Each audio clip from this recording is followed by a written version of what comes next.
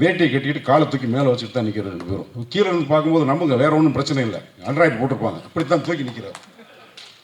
நாங்கள் அங்கே ஒரு படிப்பகம் இருக்குது, நான் டுட்டோரியல் காலேஜ் ஸ்டூடெண்ட்டு, ஒரு படிப்பகம் இருக்கும், அங்கே பேப்பர் படிச்சுட்டு இருப்பேன். எனக்கு ஒரே பீரியட் 45 மினிட்ஸ் முடிஞ்சு உட்காந்துருந்தா 2 பேர் வருவாங்க. அங்கே ஒரு பாய் கடை ஒன்று இருக்குது, அது வந்து ராவுத்தர் ஐயா இப்ராஹிம் சொந்தக்காரரு.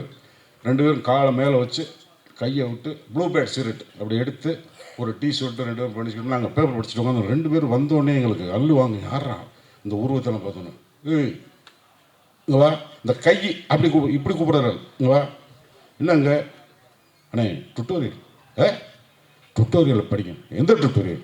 வாசன் டுட்டோரியல். யார்? இருளப்பேன், அந்த அந்த பிரின்சிபல் பேர் இருளப்பேன் கிடையிலையா? தமிழ் அடிக்க மாட்டீங்களா?